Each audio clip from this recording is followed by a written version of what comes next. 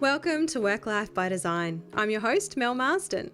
If the last few years have taught us anything, it's that change is inevitable and we no longer need to go to work to work. As a workplace dynamic strategist and the founder of Community, I draw back the curtains on my own business, the clients and projects that we deliver, along with tapping into the knowledge and insights from academics, business leaders and champions of change.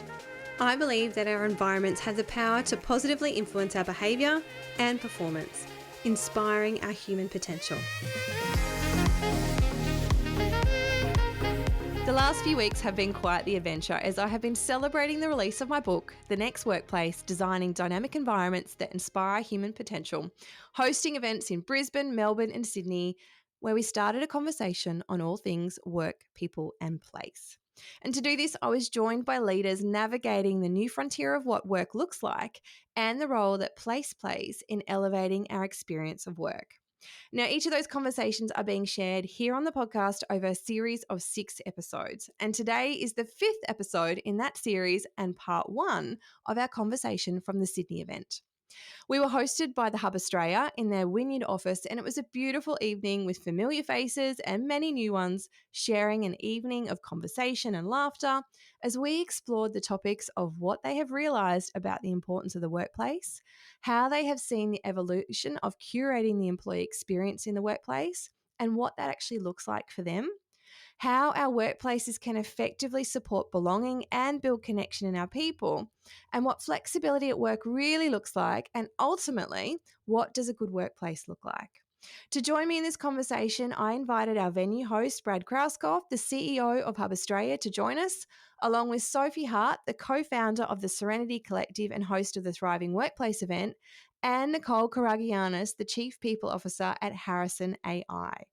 Each of our guests bring a unique perspective to this conversation with thoughtful insights that invited me to think more deeply about some of my own ideas. So I hope this episode also inspires your thinking on what you can do to elevate the conversation in your workplace.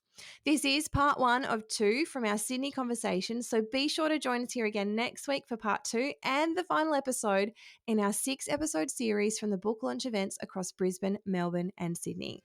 Let's get into today's episode. Thank you so much for coming along tonight. It's lovely to see so many people here tonight to celebrate the launch of my book, The Next Workplace, Designing Dynamic Environments that Inspire Human Potential. It's really lovely to see so many familiar faces here and a few new ones as well. And so whether you're here to support me and the launch of my book or to hear from our fabulous conversation with our panellists here tonight, thank you for coming and welcome. So I want to start by acknowledging the traditional owners on the land that we're meeting here tonight, the Gadigal people of the Eora Nation. And my book tells a story of strengthening cultures and instilling a sense of belonging through our connection to the places in which we work. And this is a knowing that our First Nations people have always understood, their relationship to culture and to the sense of belonging in their connection to place and to country. And I discovered tonight in preparing that the Eora means here or from this place, which I think is very fitting. So I pay my respects to elders past and present. In imagining what tonight was going to look like, the last thing I wanted to be doing was sitting up here and talking about me and my book and how I wrote it. I did a podcast with that with the lovely Michelle. So if you want to hear that, go and listen to that one instead. Instead, I wanted to really take this opportunity to start a conversation because I really wanted to shine a light on some of the amazing work that people in our industry are already doing, the great work that they're doing with their people, and to be able to share that across what's happening in workplace design, people and culture, and the future of what work in our workplaces really can be. So our panelists this evening are navigating that next frontier of work. They are creating workplaces, and I'm really excited for them to share the amazing work that they are doing. So tonight you're going to hear from Brad Krauskopf, the CEO of the Hub, and also our generous venue sponsor for this evening. So thank you, Brad. Sophie Hart, the co-founder of the Serenity Collective, and Nicole Karagianis, the Chief People Officer at Harrison AI. Together, we're going to be engaging in a conversation on work, plus you'll have the opportunity to ask them some questions, so be sure to take note of any that pop up throughout this evening. So tonight is really about a celebration of what work can be. Now, 4 years ago, I was told that I should write a book, and I'm not really one for being told what to do, so I had to find a bit of a deeper purpose around that, and that came over time. It certainly wasn't something that happened instantly, hence the reason it's taken me 4 years to write this book. And I had to sort of figure out what it was that I really wanted to say in this book. And eventually it came through that turns out I actually have quite a bit to say about the topic of work. I started out thinking this book was going to be about a 200-page endeavour. It's over 400 pages. It's a very heavy paperweight, and it really is twice what I ever thought it was going to be.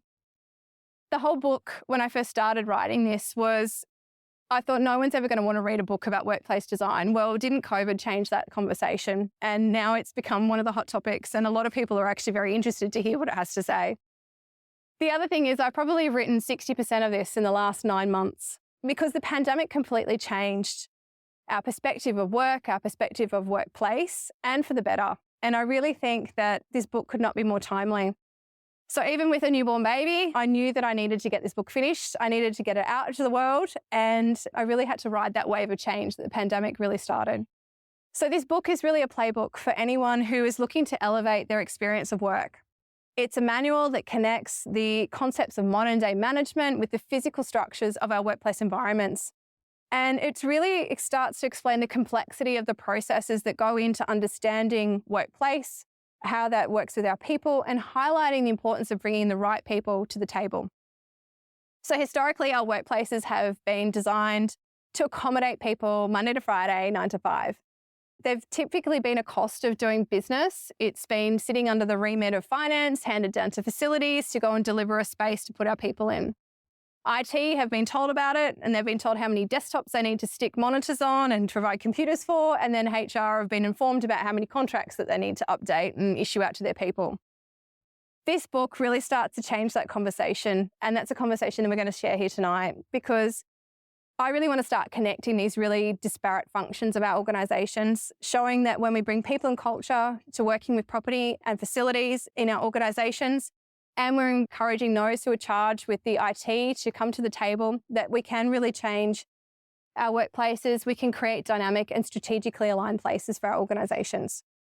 So to kick off the conversation, I would really like to introduce to you Brad Kraskov. So Brad is the founder and CEO of Hub Australia, who are widely considered as the market-leading premium workspace as a service platform in Australia and renowned for their customer service and company culture. So Hub, quite simply, deliver hospitality-driven solutions that create workplace experiences that people love. So both businesses and landlords choose the Hub to help them attract and retain the best talent and tenants. And as a B Corp, certified carbon neutral, health and safety accredited, the Hub has also been ranked 4 years running as one of Australia's best employers by the Great Places to Work program. And community is also a very proud tenant of the Hub in Brisbane. So please welcome Brad. Next, I'd like to introduce you to Sophie Hart, who is a co-founder of Serenity Collective. So Sophie is one half of the dynamic duo that founded Serenity Collective, alongside her co-founder here, Claire Jones. Together, they have been privileged to work in the corporate world for close to 50 years combined.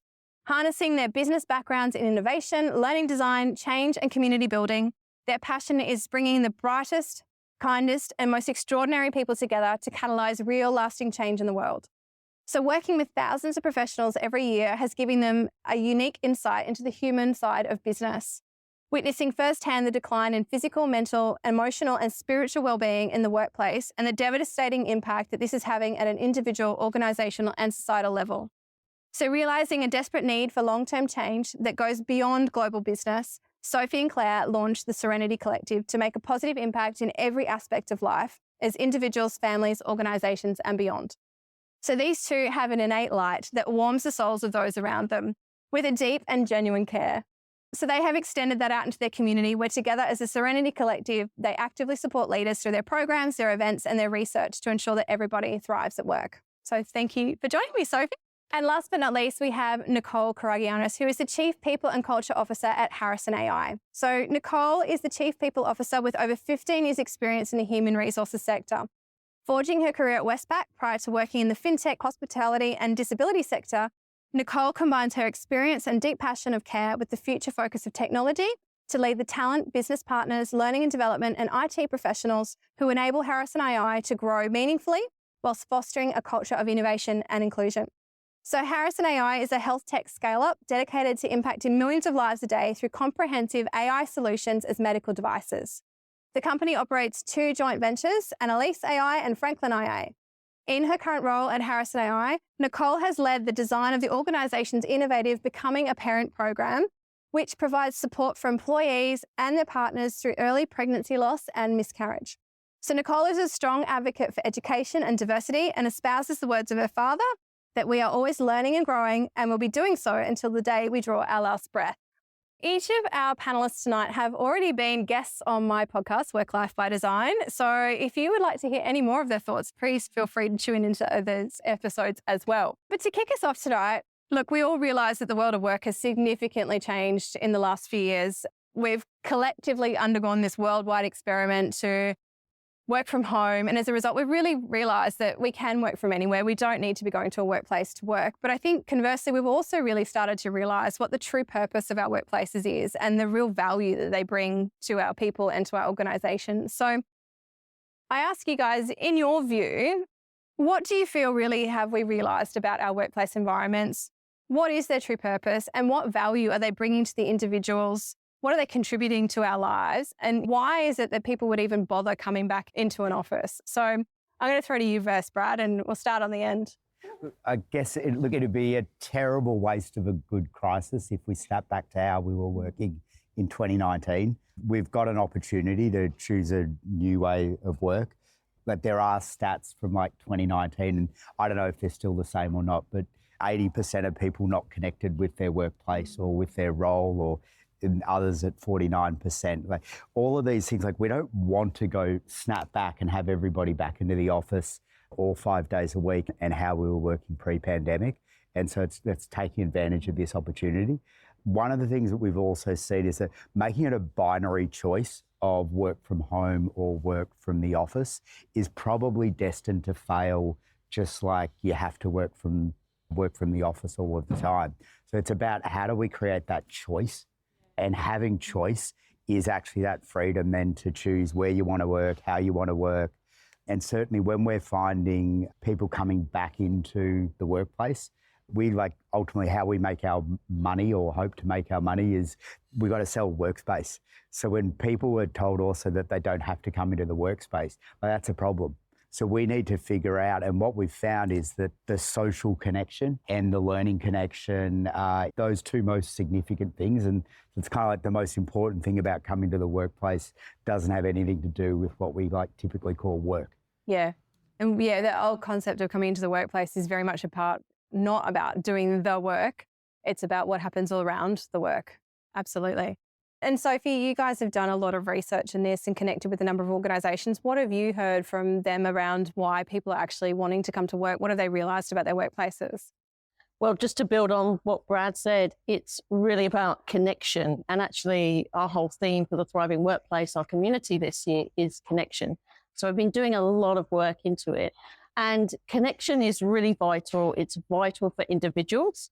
When individuals connect, there's a really cool study from Harvard where they followed people for 70 years and worked out that the key, I guess, precursor to health and happiness was actually good relationships. Yeah. So it's so important on an individual level, but it's so important as well on an organizational level. I mean, the statistics that are out there around, there was one last year, 2022, from Better Up. So job performance increased when you have good connections by 56%, and a 50% decrease in turnover and a 70% decrease in absenteeism.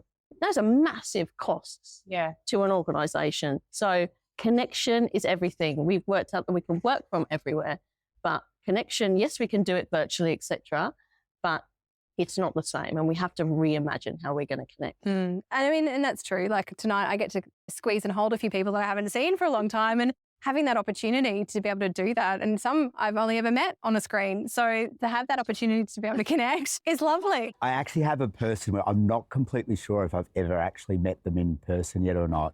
And I'm too embarrassed to say anymore because we're such good friends by now. And I dead set can't remember. Yeah. But isn't it interesting that some of those people you do develop those connections with, but others, it does take that face-to-face interaction to be able to do that. And Nicole, what have you witnessed with your workplace? How has the actual physical environment changed to support the way that people are wanting to actually come in and work in the workplace? Absolutely.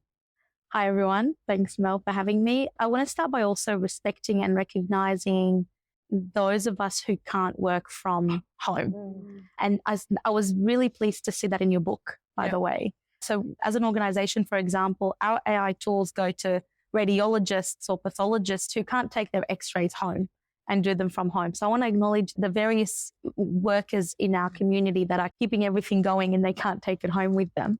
For those of us who are privileged to be in a position where you can take your work home, for me, the biggest thing that's been a learning and a shift for us is the self-awareness. And to Brad's point, waking up and going through the motions pre-COVID, pre-pandemic, we lost a piece of ourselves along the way. And so that the biggest thing for our people is the self-awareness around what do I actually like? And what does hybrid mean? Or actually Thursday's laundry day, so I'm going to work from home. That's my day. So I'll work from home for that, but I actually crave that personal connection or bumping into people in the kitchen. So I prefer to be in the office on the other day. So respecting, firstly, helping people with their discovering themselves and self-awareness, and then respecting those choices. And finally, designing a workplace around how diverse everybody is. And saying, I'm having an introvert day, I'll be on level 1 in a meeting room or in the quiet working space. Or actually, today's my extrovert day, I'll be in the kitchen socializing with anyone who's up for it. So respecting the diversity, even within one individual, how they can be a different person by Friday from Monday is just so critical. Yeah, no, I think that's a really good point, because we all do swing and change, and it depends on what work we've had on or what interactions we've had, and determining where we need to be. Brad, I want to ask you a second question to this, because as a workspace operator, when organisations are going out to the market and they're looking for, that next workplace, what are some of the considerations that they should be thinking about, whether they're going and taking a traditional lease or even considering coming into a space like this? Understanding the way that work actually happens and what their people need. What are some of the things that you think organisations should be considering, or have you seen them considering? Whatever workspace you choose, it's part of your brand. It becomes part of your culture. And, and then we could do the whole, you don't even come into work to work, so why do you even have it at all? But there is something about if you're building an organisation, and whether that's you want to be a one-person freelancer, you still need to attract customers. Or whether you want to grow your small business, which means you need to attract some staff, or whether you're a larger company that's trying to compete with all the even larger organisations. At the end of the day, start with your team and start with your culture. It's not so much about, location's important, and what we tend to find is that in order to create that culture, you're going to need it to be in a good location anyway, but it's probably more about the amenity and the experience that you can provide. And certainly there are some companies where when they come into us, it's like, you should go to the Commons because that's premium, that's smaller business, that's something there, and then Hub does a different thing. But it's just that recognition that whatever workspace you do choose, it says more about the culture and about the people that you want to attract than what it does about whether you can get your work done or whether it's convenient. So start with the people and then work your way back from there. Yeah, culture is a big part of it, and that brand experience piece, absolutely, because that's the outward reflection of who your organisation is and what people see about your organisation, to be able to understand. That gives them the feeling. So as soon as someone works in, they get a feeling of what it's like to be able to do business with you. And, as you said, if you're choosing a Hub or somewhere else, or even designing your own workplace, coming in as that first experience, that first impressions count, no matter where you are. I suppose that leads on to employee experience for me. And, that's a real core focus of the work that I do. And I've dedicated a whole chapter to it in the book, because it actually forms one of the 5 pillars in our workplace dynamics blueprint as well, which it's such a key component in actually understanding the type of workplace that you need, one that's going to respond to the needs of your people who are, in effect, the people who are occupying it. And so in writing the book, what happened for me is I actually came to the realization that I actually think there's 3 layers to employee experience. So you've got the first one, which is typically the way that most people understand employee experience, and it's the way that people interact and experience working with your company. So that's the journey that they take from the attraction to the recruitment, to the onboarding, to the training and development, the actual experience of working with your organization, to the offboarding. And so that's typically the most understood, is the experience that people have of working with your organization. Are you ready to transform your workplace and inspire the human potential in your business? Then why not book in a complimentary strategy call with me? We'll uncover where you are and where you want to be, and the opportunity that lay before you to ensure that you are preparing your workplace to adapt to any future. Just head over to my website, melissamarsden.com.au, or to the link in the show notes to book in your call. I look forward to chatting with you soon. The second one is really about how I think employee experience shows up in the work that I do. And that's about the way that people actually then experience a space each and every day. So what is the journey that they take when they work through a space? So what are the feelings that arise? What are the emotions that come up as they come in and they experience the space? What are the interactions that happen, the connections, the communication, everything that happens around how they experience that physical environment?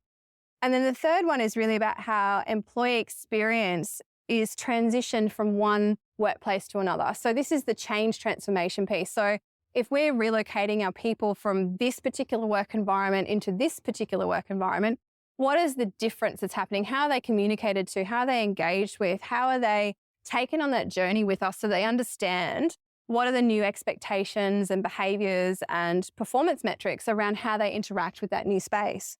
And so creating a space and then activating that space are two very aligned but very different activities that require two very diverse skill sets. And so my question is for you guys, in workplaces and the workplaces that you've experienced, how is the employee experience really being curated? And, what's working and perhaps also what's not? And I'll start with you, Nicole, on this one. Yeah, sure. I'll answer briefly around the current workplace design. And we did actually go through an experience that you described, which is moving our teams from one building or one office into the next. And in doing so, we had a lot of conversations around what are we actually looking for and what does it look like and what are the principles and the philosophy as to why we're moving, where we're moving, what does it look like? And it's an ongoing journey, and I want to touch on what's still yet to be done in that space as well, which is all about the diversity and attracting more women to the tech sector. So we've still got a few things to tweak and improve, but along the way, we held a few focus group sessions in terms of how employees will be interacting with the space, but also created the voice for our people leaders. How will you bring your teams together? What does that look like? What do we expect of you as an organization, as a leader? What are you coming together for? Quarterly goal setting sessions or annual conferences, team building events? What is it that you'll use the space for? And lastly, we sent a survey out and we surveyed our employees to say, we think you want a remote first organization. Have we got that right? What does that look like for everybody? Yeah. And it was interesting to see that executive leaders and senior leaders wanted to come into the office. The rest were more about that remote first. So how do we create the balance in terms of different groups of employees wanting a different experience? So that was a great example of how we've curated the current workplace. Previously, probably touch on briefly on one example, which is building a new hospital, which is a completely different workplace and a completely different project, and moving from one hospital to the next and creating that experience for not just our patients and the workflow of how you got from reception all the way to surgery, to recovery, to the ward, but for our employees as well. And from our admin team to our doctors to our nurses, what's the workflow and what's the experience for them along the way? So the patient experience and the employee experience really coming together. Yeah, and it's good that you note that, because I've been at WorkTech this week and it was highlighted that 2/3 of our people don't work in offices yet. That's the space that I typically operate in, and I'm doing a lot of work now with organisations that aren't in traditional workplace environments, but it's how can we create flexibility? How do we consciously think about the employee experience for a large proportion of our workplace and our workforce? And how about you, Sophie? What are you seeing? Yeah, so just to go negative first, which Claire will know I always do, is something that we did hear about in our community recently was a leader saying, you need to come back into the office 4 days a week. And people just didn't do it. They didn't outwardly say, I'm not going to do it. They just didn't do it. And I think the power is sitting at the moment with the employee because of the tight talent market. So definitely you need to listen to your people. It sounds like you've done an amazing job there with the focus groups and hearing what they want. And also, to speak to your point again, Nicole, is to listen, but also to act. Yeah. So the worst thing you can do is ask people what they want and not do it. And A great employee experience is going to take into account individuals' needs, which is really challenging, isn't it? Because then it puts the onus on the middle manager, and they are overwhelmed with all the work they've got to do, all the emotions that they've got to try and manage. They're not equipped for this. So employee experience, I think at the moment, and certainly what we're seeing in our research, is about equipping all leaders of all levels in emotional intelligence, things like mental health literacy, looking after, collaboration. It's not about anymore having the technical requirements. It's about having all the knowledge of how to work with people, which, if you're like me, is really challenging. And it's a whole new capability set that our leaders and our managers haven't had before. Absolutely. And Ryan. Like building on that, like we have a team at Hub here where like 70% of our team are hospitality. Like they're serving us drinks tonight, thank you. They're the concierge, they're the barista. And so, for instance, to say to them, flexibility, like how do I let you work from home when your key role is here? And then sometimes I always get a little bit frustrated, to tell you the truth, with a little bit of the entitlement of, we can do a 4-day work week. Most people, if you say you do a 4-day work week, you've just cut your pay by 20%. And it's not an option of how do I be more productive in the hours that I do, because ultimately you were getting paid by the hour. So there's some things here where we've got to realise that this is not one size fits all. And not only is it that, but like not one size can fit all. Other people don't have the choices that a lot of office workers do. And I think it's important that when we approach this conversation, it's all very well to say you have flexibility, but if that person actually can't take you up on that flexibility, you've got to be really careful on how you go about that. And then finally, there's a huge gap in the management and leadership skills, which we have not yet been taught. And to tell you the truth, we still don't actually know, like how the hell do I manage like my people working from everywhere? And, like what seemed like a good idea during the pandemic of, by the way, you can go and live there and work there. 3 hours away. I think we've got to give ourselves some patience and some time to figure this out, which also means forgiving the organisation as well, to give them a little bit of space to figure it out as well, because this is challenging and it's a different time. It's new for all of us. Yeah. And I suppose the other thing I'd be curious to know from your perspective, Brad, is in curating that employee experience, because, as a hospitality brand, that's a big part of what Hub do and how they deliver that experience for people coming in. What does that look like from your perspective, your people and the... So ultimately, like we're a workspace hospitality business and trying to develop a brand around that where, if I was to tell you what a Sofitel is, I'm guessing 99% of you will roughly describe what that is and what the difference between that and a Novotel is. And, Novotel makes a lot more money than a Sofitel does, but they're serving different areas of the market. In workspace, the parallel to us would be a WeWork is a Novotel, a bigger box retailer, and actually, they don't make more money, but they definitely bill a lot more. So, we've crafted out an experience on the more premium side of that, which is also not for everyone. But, people have that choice of the workspace experience they want to provide. Like I often tell all of our team here, like 80% of our job is done by the time you've been greeted at the welcome desk and your coffee in the morning, because that's set the tone.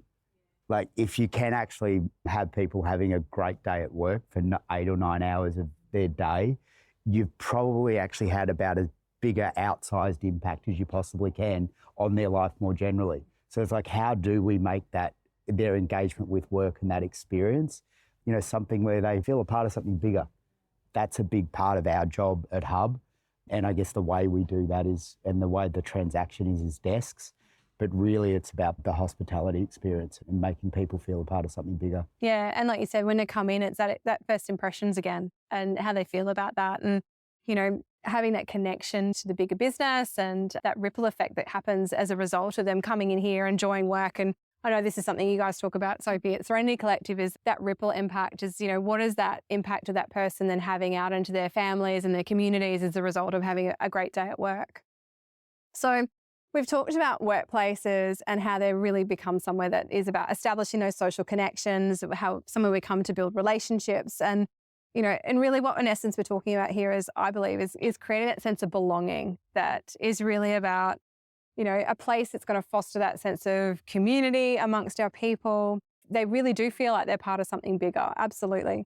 And so in the book, I provide a number of different case studies that, where clients that I work with have actually started to use their workplaces as a recruitment tool. So they walk people through their workplaces so that people can see the environment, what it's like to work in there. And, it helps people decide whether or not this is a place I want to work or it's not. I think it's really interesting to be able to do that. So in the HR world and the people and culture world, there's been a lot of discussion around belonging and what that looks like. And Brené Brown has described it, and the fact that in her research that when we don't feel like we belong, what we're really doing is fitting in. We're just determining, who do I need to be in order to fit in with the crowd here? Who do I need to be accepted? Rather than being your true, authentic self. And McKinsey's also shared a report recently where they found that in the past 6 months, those that had actually left an organisation, half of them had done so because they didn't feel valued or they didn't feel like they felt that they belonged. And, I was actually interested to see today, Brad, you guys shared about Ramadan, and I found that a really insightful piece that you shared because, you don't think about the impact of some of these personal preferences and cultural diversity that is in our organisations and about how we can create that sense of belonging. And that was talking about flexibility and other things that come with that.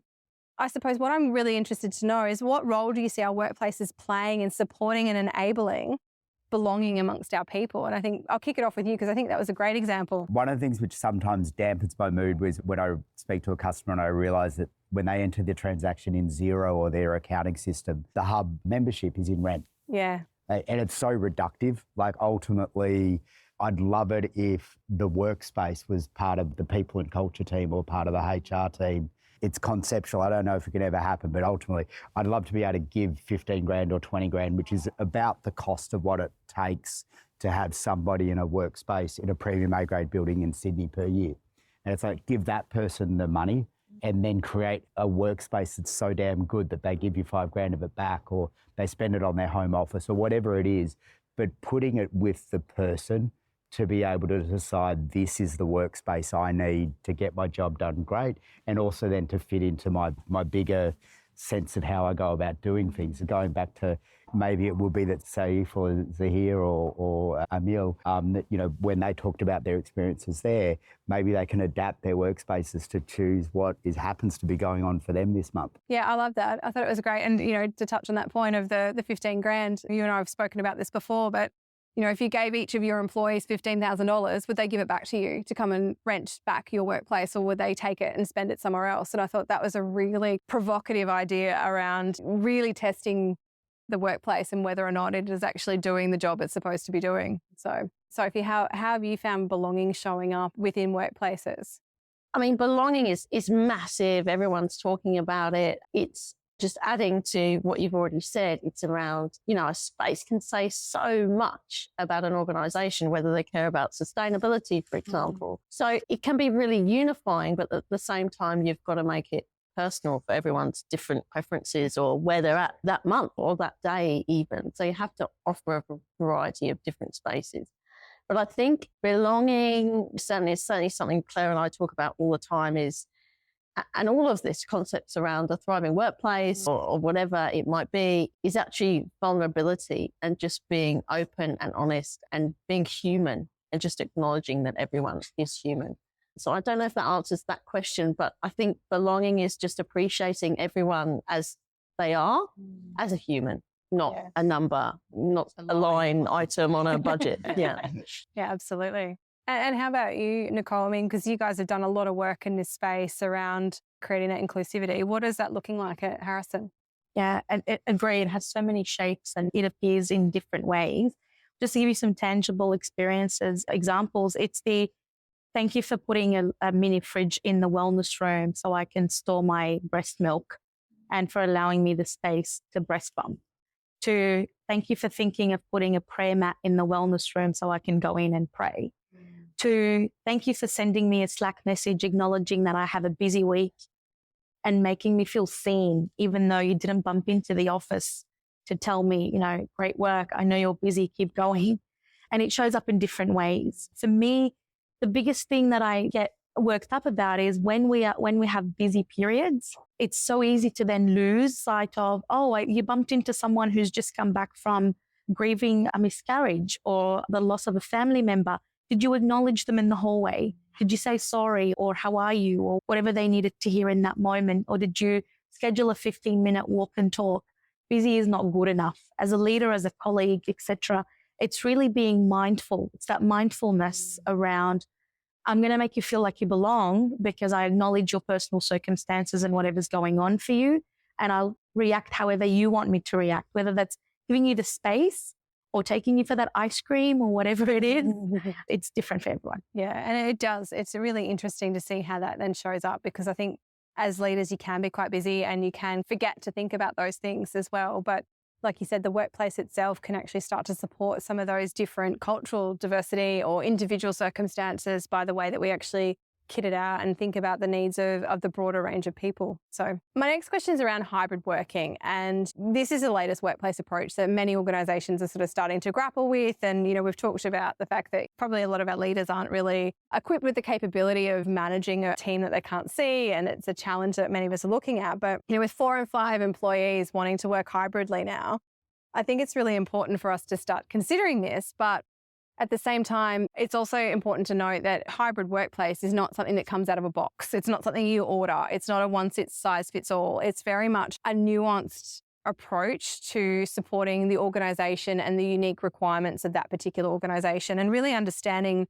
the intricacies that determine what are actually required in that particular workplace. Because, even in the work that I do, understanding, one accounting company to a different accounting company, the culture's different, the departments are different, the people are different, the work that they do is different, the clients that they deliver for are different. And all of those things play into a structural change around how that workplace actually needs to perform. And so I think in essence for employees to be able to work in that hybrid way, we really need to be able to look at what flexibility looks like. And we've kind of already touched on this a little bit, but flexibility to me is really about choice. And it's the choice of where I work and how I work and when I work. And it's not purely bound by the physical environment. But what experiences have you observed around flexibility within the workplace? And, what opportunities do you see for organizations to be really creative around what flexibility brings? Because as we've said, not everyone works in an office, not everyone can work remotely. What kind of things can we do to create flexibility that is a bit more creative and out of the box? Who wants to crack off first? I'd probably love to touch on a personal example, which is at the heart of all of this is trust and not feeling judged. And the easiest example is I was the only one on the Zoom call on Monday at a team executive at our leadership meeting, our exec meeting, and the whole executive team was in the office. For not 1 minute in that meeting did I feel excluded or that I couldn't jump in or that the space wasn't created for me to contribute, or the thought crossed my mind that, oh my goodness, I made the wrong decision by working from home. Everybody's in the office. Now I'm going to be judged about it. That didn't enter the dialogue. And there's an element of that around the narrative and the story that you tell yourself. A lot of that is your self-talk. A lot of that is, of course, psychological safety in the workplace that's led to that self-talk and so much nuance around that. But for me, the creative way around flexibility is really what we're trying to do is watch out for those who are actually working from home, who end up working longer because their commute time is now their sitting down time, and calling them out. So we actually actively worked over the past 2 years on not giving someone a kudos or a voucher or something for working long hours or working on the weekend. And that language doesn't enter in our reward and recognition program. And we celebrate those people who show up to the kids' assembly or who signed off at 4 o'clock to go and do a parent-teacher thing, whatever it is. We actually look for them and celebrate them to actually role model and influence everyone to do it. I love that you're shining a spotlight on it. That's awesome. Yeah. Well done. And how about you, Soph? What are you seeing?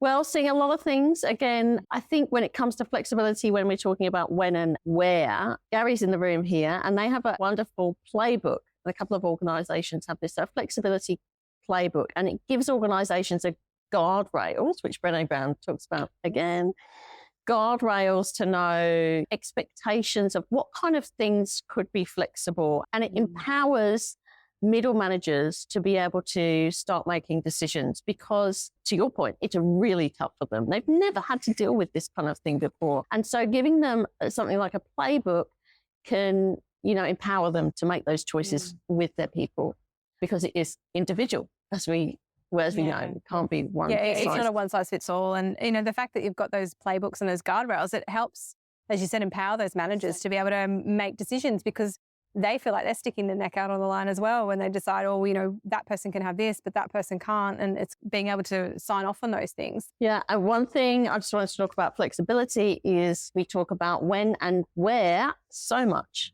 but we don't talk about how and what as much. And this is certainly what our community of organizational leaders are talking about now is, you know, what you're working on. So job crafting, you know, maybe as a team, you could come together and say, you know, I don't like writing so much. You like writing, you do the writing bits and I'll do the talking bits. Well, I like the writing. I'll take on the writing. You do the talking.